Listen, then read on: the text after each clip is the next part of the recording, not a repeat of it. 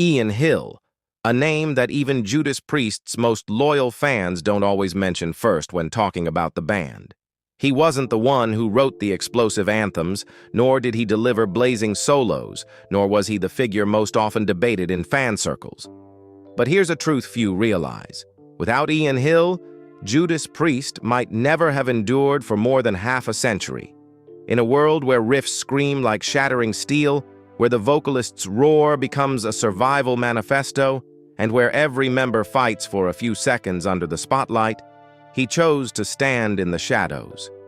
No showboating, no arguments, no need for the crowd to remember his name.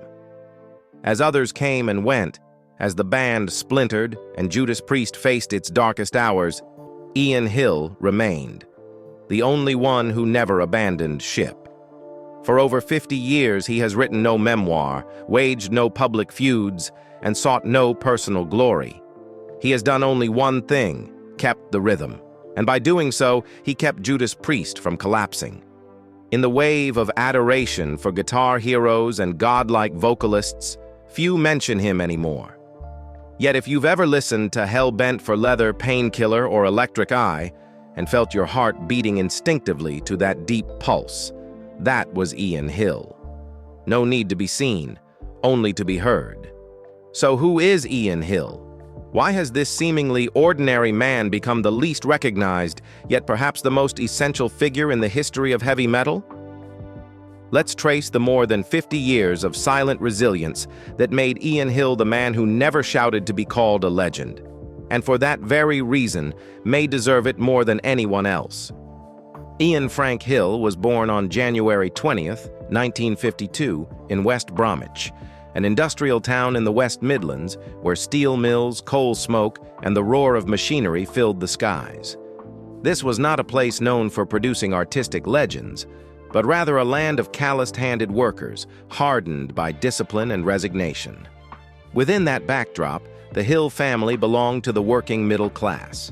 His mother was a modest, quiet woman devoted entirely to the home, while his father was an exception, a jazz musician who played bass in a local band. He wasn't famous nor wealthy, but to Ian, his father was the only small window into a world of sound that contrasted sharply with the bleak air outside. In the cramped kitchen, during freezing Midlands winters, Ian would sit silently, listening to his father pluck the bass strings. It wasn't a structured lesson, but rather his father's way of passing down a belief that music could become a language for feeling the world. Ian, a naturally quiet child, found comfort in those nights. It wasn't spoken advice, but a bond between father and son that seeped into each note. Yet that happiness did not last. When Ian was just 15, his father fell ill and passed away. The loss cut deep, silent, but decisive. Many boys might have crumbled, turned rebellious, drowned themselves in drink, or sought fights in the workers' streets. Ian chose differently. He held tightly to his father's bass, turning it into the only bridge that kept his memory alive. From then on, the instrument was no longer just a tool. It became a keepsake, an echo, a fragment of his father's soul that remained. Each time he touched the strings, Ian felt as though he was speaking to the man he had lost. It wasn't fantasy. It was continuation, a private language only the two of them could understand. Ian's mother, a resilient woman, never pressured her son to pursue music. She had no illusions of raising a stage star. Instead, she taught him to be practical, to stand firm in a harsh world. But that very trust and letting go gave Ian a rare freedom. He didn't play to please anyone, but simply to live true to his deepest feelings. At 16, Ian began joining school bands and gradually played small pub gigs. These were places where audiences came mostly to drink beer and chat, often indifferent to the music. But for Ian, they were the only spaces where he didn't feel alone. Music became his spiritual home, the shelter where a grieving teenager found peace after loss. At the same time, West Bromwich was sliding into hard times. Britain's economy faltered, unemployment spread, strikes broke out endlessly.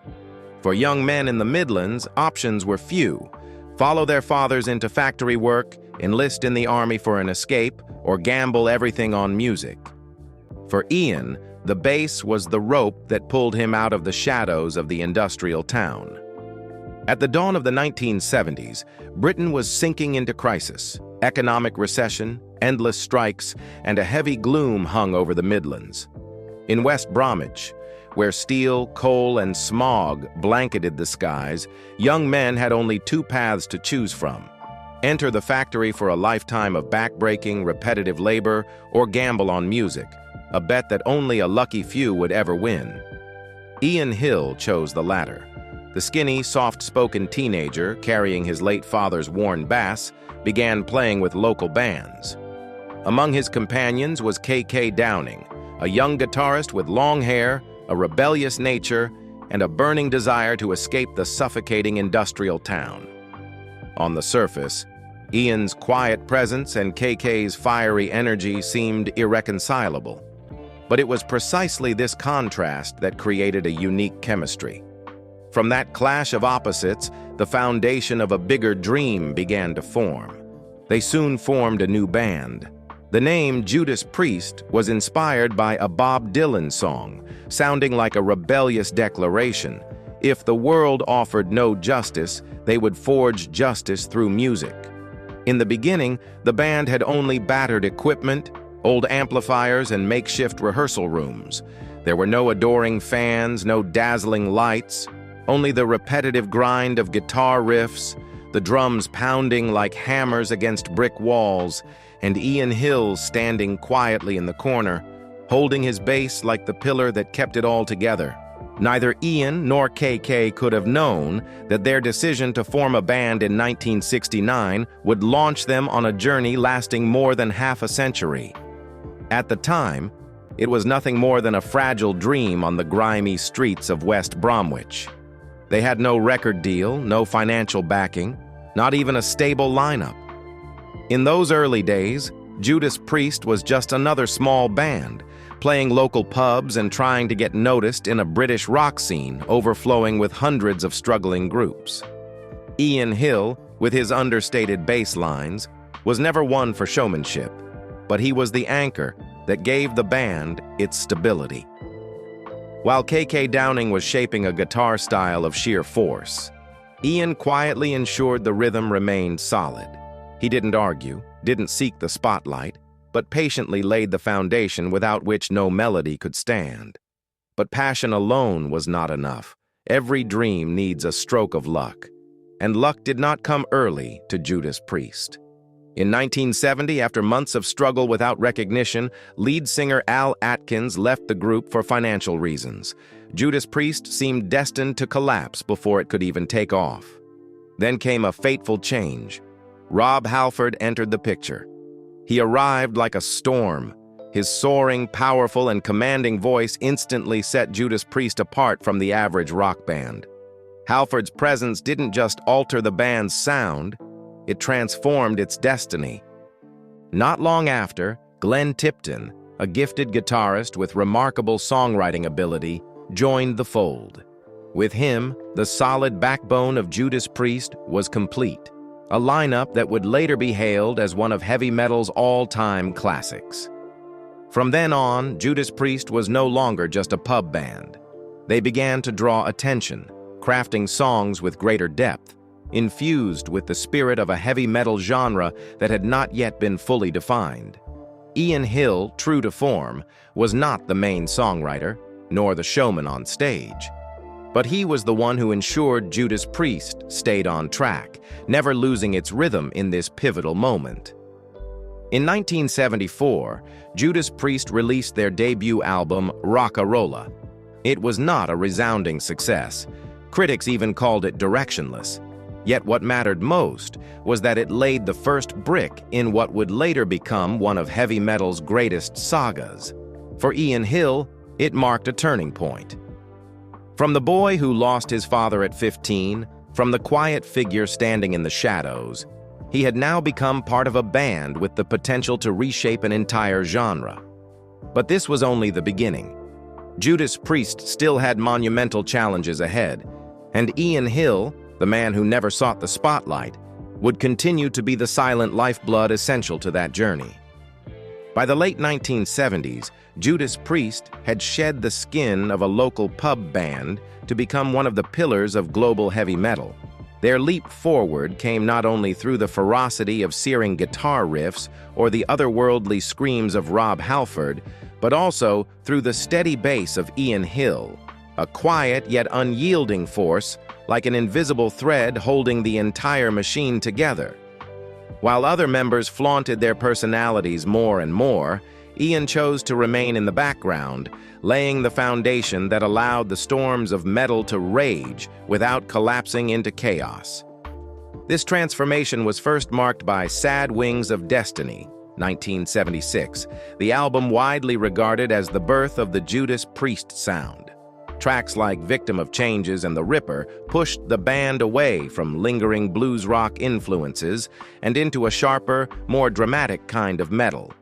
Here, Halford showcased his vocal range, from prayer-like low tones to sky-piercing screams. But to prevent the performance from descending into disorder, Ian Hill quietly wove a warm, grounding bass line, thickening the sonic space, like a stone column supporting a cathedral dome. For that reason, even if listeners were captivated by the vocals and guitars, his bass still etched itself silently into the whole, ensuring the music never came apart.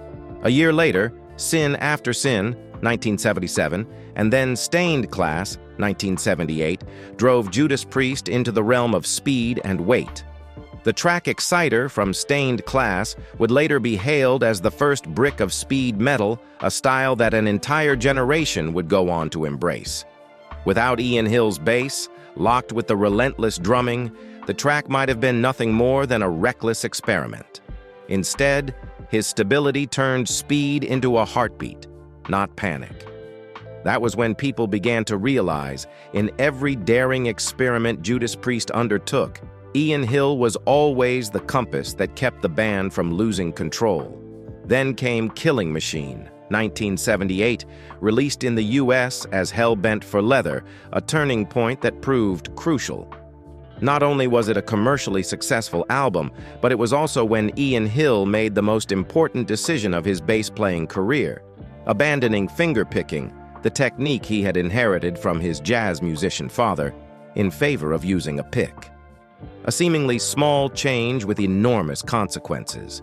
The bass became sharper, more rigid and powerful, strong enough to anchor Judas Priest's growing ferocity. Songs like Hell-Bent for Leather gained the savage edge they needed, the bass like iron chains binding the machine so it wouldn't explode. At the same time, Judas Priest began shaping a new visual identity: leather, studs, and biker outfits dripping with metal. Few knew that the inspiration came from the biker community and the gay leather scene, where Halford found personal liberation. But to the public eye, Judas Priest now embodied heavy metal itself, fierce in sound, steely in image. And in the background, Ian Hill stood silently, not screaming, not courting scandal. Yet it was his quiet shift in bass technique that ensured all these changes didn't turn the band into an empty spectacle. Thus, Judas Priest closed the 1970s with a bass sound that was understated yet as hard as steel, and with a musical and visual identity that was defining new standards for heavy metal. Ian Hill was not the name the press called out, but he was the anchor that kept the ship steady as it began to accelerate to dangerous speeds. The 1980s opened as Judas Priest's golden decade, a time when their name was tied not only to metal music, but also to cultural symbolism. And in that blazing panorama, Ian Hill continued to occupy his familiar spot, quietly off to the side of the stage, often nearly forgotten, but still pumping the lifeblood that kept the heart of Judas Priest beating as the machine roared forward. In 1980, the band recorded British Steel at Tittenhurst Park, the mansion once owned by Ringo Starr. In that setting, Judas Priest created the breakthrough that took them from a beloved metal band to global superstars. Breaking the Law, with its relentless riff and steady bass line echoing the footsteps of a protesting crowd, became an unspoken anthem of Britain's working class, suffocating under Thatcher-era crisis. It was more than a song. It was the collective mood of a generation, and Ian Hill, with his tight, unfussy bass line, turned it into a rhythm of resistance. Meanwhile, Living After Midnight offered the opposite, carefree and hedonistic, casting Judas Priest as icons of liberation. The album broke into the UK top 10 and later went platinum in the US, proving that heavy metal could be both ferocious and mainstream. Ian Hill, though absent from the lyrics or spotlight, was the one who balanced those extremes. 2 years later, Screaming for Vengeance, 1982, became a major US breakthrough. You've Got Another Thing Coming unexpectedly landed on the Billboard Hot 100 and became a radio hit, a rare feat for a metal band at the time. The album sold over 5 million copies in the US and earned 2x platinum certification from the RIAA, elevating Judas Priest into the ranks of the few metal bands to conquer the American mainstream. On this album, Electric Eye showcased Ian Hill's role most clearly. As the guitar riffs ripped through the air and Halford howled like a warning siren, Ian's deep, steady bass fused everything into a distinct electronic tension. It was a masterclass in how a humble instrument could make an entire song ignite. Defenders of the Faith, 1984, carried the momentum, with Freewheel Burning roaring like a runaway train and The Sentinel cemented as one of Judas Priest's all-time classics. It was an album where the band pushed metal to its extreme. Faster tempos, more complex riffs, higher-pitched screams from Halford. And in that sonic storm, Ian Hill never wavered, keeping the rhythm intact like a pillar against the gale. He didn't join the duel between Tipton and Downing. Instead, he provided the solid ground that let them unleash at full speed. No magazine cover spoke of him, but without him, that equilibrium would have collapsed. By 1986, Judas Priest released Turbo, an album that sparked controversy. The use of synth guitars and a tilt toward pop metal disappointed many hardcore fans who felt the band had softened to chase trends. Yet Turbo also expanded their reach, attracting a new generation of fans in the MTV era. The album quickly went gold in the US, proving that even in divisive experimentation, Judas Priest still had commercial magnetism. Within this context, Ian Hill's role became even clearer. As synths layered over the sound, his forceful, grounded bass kept Judas Priest tethered to metal. He was the invisible brake, preventing the band from losing its core identity. The 1980s closed with Judas Priest reigning as metal royalty, touring worldwide to tens of thousands of fans, selling millions of albums, and filling the airwaves of radio and MTV. But step away from the blazing lights, and you would still see Ian Hill at the corner of the stage, never stealing the spotlight, never quarreling, simply plucking his bass with steady hands. The quiet heartbeat that could not be replaced, even in the band's brightest hour. As the 1990s began, Judas Priest unleashed Painkiller, 1990, an explosion hailed as the immortal manifesto of heavy metal. If the 1980s had seen them conquer audiences with British Steel and Screaming for Vengeance, then Painkiller pushed everything to the extreme, ushering in the era of speed and thrash metal, a new gospel for the next generation of bands. The title track Painkiller was like a storm of unprecedented velocity. Scott Travis, the newly joined drummer, instantly made his mark with relentless double bass drumming, creating the sound of an armored convoy crushing the earth. Rob Halford, past the peak of his youth, screamed so high it seemed to shatter the very physical limits of the human voice. Tipton and Downing turned guitar riffs into a tempest, each note fired like bullets into the listener's ears. And in the middle of that hurricane, Ian Hill once again stood in his familiar place. Not flashy, not dramatic, but with his bass as the chain that anchored the storm.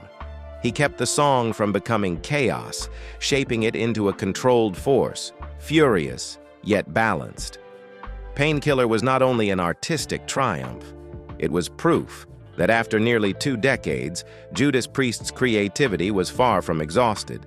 At a time when many believed traditional heavy metal was in decline, the album hit like a punch to the face, proving the band was not just surviving, they were leading.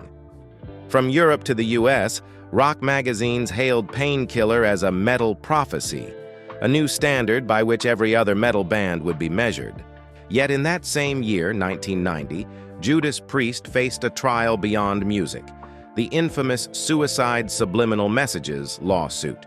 They were accused of embedding hidden messages in the song Better by You, Better Than Me, from the 1978 album Stained Class, that allegedly encouraged 2 Nevada teenagers to take their lives. The trial shook public opinion and dragged on for months, filled with heated debates about the manipulative power of music.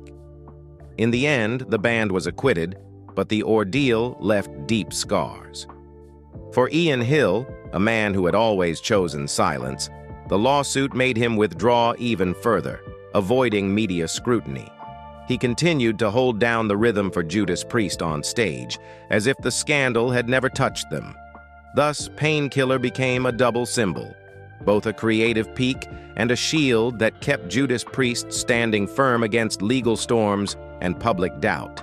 And Ian Hill, never named in headlines like Halford or Tipton, was still the one ensuring the machine never skipped a beat, even when the whole world wanted it to fall. After the glory of Painkiller, Judas Priest suddenly entered one of their hardest chapters. In 1992, Rob Halford left the band amid simmering disagreements over musical direction. For many, it was a fatal blow. How could Judas Priest exist without the metal god? But through it all, Ian Hill responded in his familiar way. No declarations, no arguments, just staying and keeping the rhythm. He was present at every rehearsal, every tour, quietly affirming that Judas Priest was still alive, even without its iconic frontman.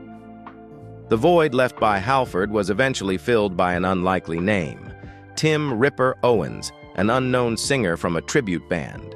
The world was shocked, even doubtful, but Ian Hill and his bandmates took the gamble. Jugulator 1997 and Demolition 2001 were born during this period. Critics were divided. Some saw them as bold experiments, others as proof that the band had lost its soul. But Ian Hill stood firm, his bass steady on every track.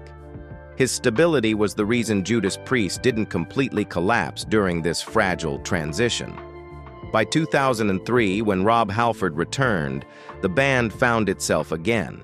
That reunion was crystallized in Angel of Retribution, 2005, the album that marked Judas Priest's radiant revival.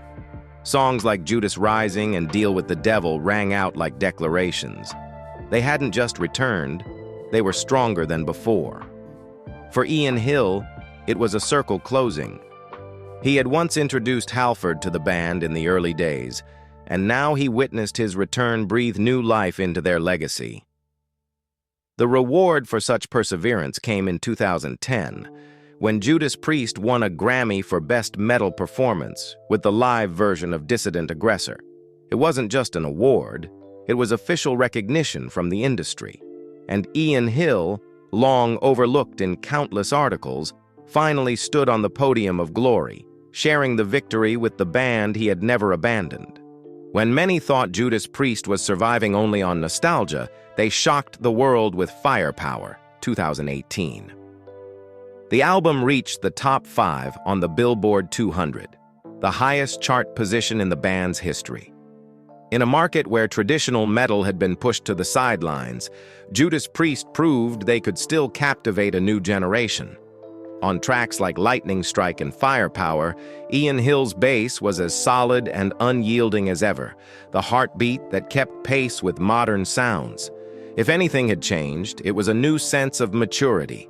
He didn't chase speed or showmanship, but kept everything rooted in pure, essential metal.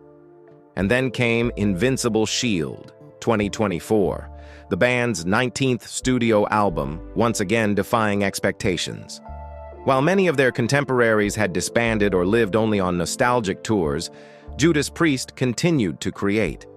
Ian Hill, now in his 70s, still appeared on every track, from Rocka Rolla, 1974, to this latest release, making him the only member never to miss a single album in over half a century. If Judas Priest is a legend, then Ian Hill's unbroken presence is the red thread stitching that legend together, from the very first riff to the last bass note still reverberating today. As Judas Priest began stepping out of the shadows of pub stages and into the international spotlight, Ian Hill's private life also entered a new chapter. He met Sue Halford in the late 1960s when Judas Priest was still an unknown band playing noisy pubs across the West Midlands.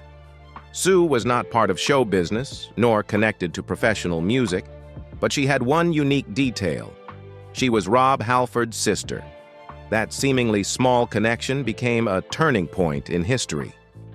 Ian, the quiet, reserved young man carrying his late father's worn bass, gradually fell in love with Sue, a gentle, warm, and sensitive woman, so unlike the hardened exterior of the industrial Midlands.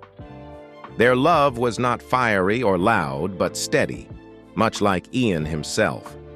When their relationship matured, they decided to marry in 1976, just as Judas Priest was rising from a mid-level act to a band breaking through with Sad Wings of Destiny and Sin After Sin. Their wedding was not glamorous, not covered by flashing cameras, just a family event, a private milestone. For Ian, Sue was more than a wife. She was also the crucial link to Rob Halford. Ironically, it was Ian who first introduced Rob to Judas Priest, giving the band the voice that would define its destiny. From then on, family ties and music intertwined, and Ian felt as though he had found a complete family again after losing his father as a teenager. In 1979, their first son, Alex, was born. For Ian, it was a joy beyond words, but also a new trial. As Judas Priest toured across Europe and the US, he faced the growing divide between family and career. Long nights on the tour bus, months away from home, shows drenched in fire and metal. All of it kept Ian from fully being a father or husband. At home, Sue bore the weight of solitude, raising their son alone while her husband drifted further into the world of the band. The marriage, once built on simplicity and understanding, began to crack as Judas Priest's fame grew brighter. Ian, never good at expressing emotions, stayed silent, while Sue longed for communication and sharing. The gaps widened until their silence itself became an invisible wall. In 1984, after 8 years together, they quietly divorced. No fights in the press, no scandals, just the quiet end of a family. For Ian, it was more than a divorce. It was the collapse of his only bridge to a life outside music. Sue left not only as a wife, but also took with her the family bond that once made Judas Priest feel like more than just work. Their son Alex remained with Sue, and though Ian still cared for him, an invisible distance had formed. He turned back to his base, choosing silence over confession, and from then on revealed little of his private life. For Sue, the marriage may have simply been a closed chapter. For Ian, it was more like a scar. From that point on, he rarely spoke of love, family, or personal loss. Music became the only place where he allowed himself to breathe, while the outside world, even his most loyal fans, never truly reached his heart. After the divorce from Sue Halford in 1984, Ian Hill became even more guarded in his private life. As Judas Priest entered their golden era with world tours across Europe and America, Ian was the least visible in the background, rarely giving interviews or sharing personal feelings. While his bandmates were chased by reporters, Ian often sat quietly in a corner, offering only a polite smile. Many believed that his first failed marriage had taught him to protect himself with silence. Later, Ian remarried. Few details are known about his second wife. She was not famous, did not walk red carpets, never appeared in the media. The entire marriage unfolded in obscurity, and its end came without explanation. Yet close friends recalled that this was when Ian began to find stability again. He had a daughter, and curiously, he gave her the same name as his son, Alex. Was it a silent regret? A way to keep the memory of his first family alive, or simply an unbroken emotional thread? Only Ian knows. His third marriage brought him the quiet life he still maintains today. With his current wife, Ian lives in the countryside of Staffordshire, far removed from the stage lights. To neighbors, he is not a rock star, but simply the middle-aged man who loves football, takes long walks with his dog, and cheers for West Bromwich Albion. For metal fans, however, his steady presence on every album and every tour is proof that his love for music has never faded. What stands out is that, despite 3 marriages, Ian Hill never allowed his personal life to affect Judas Priest's image. No love scandals, no messy lawsuits, no bitter accusations from ex-wives. To the public, he has always been the quiet bassist standing at stage left, plucking each note to keep the band on tempo. Broken families, private voids, he chose to keep them hidden. And that silence itself made Ian Hill a rare exception in the world of rock. A man with 3 marriages, 2 children, yet a career spanning half a century almost untouched by scandal. Entering 2024, while many of his contemporaries had chosen retirement or only returned for a few anniversary shows, Ian Hill remained a constant presence on stage with Judas Priest. The release of Invincible Shield in March 2024 was not only the band's 19th studio milestone, but also proof of a rare endurance from a group that had lasted for more than half a century. At the promotional shows for the album, Ian could still be found in his familiar spot, stage left, where he stood like an anchor, holding the rhythm that kept the thunderous machine running.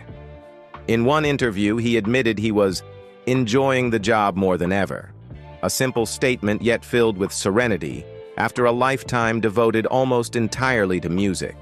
Beyond touring, Ian also played an important role in recording Invincible Shield. Many of his bass parts were captured directly in hotel rooms while the band was on tour, a testament to his flexibility and dedication. No need for high-end studios, only his trusted bass and steady hands. The album quickly received positive acclaim, proving that Judas Priest had not lost their appeal even after more than 50 years. In 2025, Ian Hill continued to demonstrate his loyalty to the path he had chosen. Judas Priest launched a North American tour with Alice Cooper, titled the Shield of Pain Tour, celebrating the 35th anniversary of Painkiller. The event drew massive crowds across generations, including many young fans experiencing legendary songs live for the first time. Ian Hill, as always, had no flashy solos or dramatic showcases, yet his firm bass lines in Electric Eye and Painkiller still drove thousands of voices to scream in unison with every beat.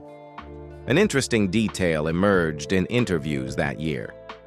Ian revealed that most of Judas Priest's shows were being professionally recorded. This hinted at the possibility of future live albums or special DVDs, a way to preserve their legacy for the next generation.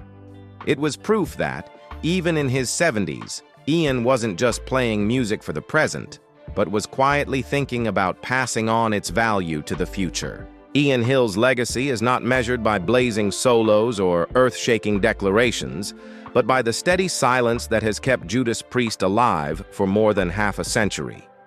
While Rob Halford became the metal god with his otherworldly voice, and K.K. Downing and Glenn Tipton were celebrated as a legendary twin guitar attack, Ian Hill never stepped into the center of the stage, demanding recognition. He chose instead to remain in his corner, head bowed over his bass, and in doing so became the bedrock upon which the entire Judas Priest machine was built. Judas Priest's music has gone through many transformations, from hazy blues rock to the fury of speed metal, to controversial synth-pop experiments. Yet through every shift, Ian Hill's bass has acted like a compass. In Victim of Changes, it was the hidden current supporting Halford's dramatic performance. In Exciter, it was the unseen engine driving the tempo into uncharted speed metal territory. In Painkiller, amid the storm of double bass drumming and lightning guitar riffs, his bass was the anchor that kept the track from spiraling into chaos. Ian Hill proved that minimalism has power, not by filling every space, but by creating room for everything else to explode. What defines Ian Hill's greatest legacy is not his technique alone, but his absolute consistency. He is the only member to appear on every Judas Priest studio album, from Rocka Rolla, 1974, to Invincible Shield, 2024. When Halford left, he stayed. When Downing departed in bitterness, he stayed. When Tipton was forced off the road by Parkinson's, he stayed. And when new generations of fans screamed Judas Priest's name in stadiums in 2025, Ian Hill was still there, quiet but irreplaceable. In an industry where most bands collapse or endlessly change lineups, that constancy has become the measure of time by which fans and peers define Judas Priest. Ian Hill's influence stretches beyond heavy metal. He has become a cultural testament that you don't need to chase the spotlight to create lasting value. In today's world, where artists are pressured to self-promote, confess, and seize attention, Ian chose the opposite path, saying nothing, showing nothing, simply doing his work. That choice made him a symbol of a rare kind of strength, the strength of silence.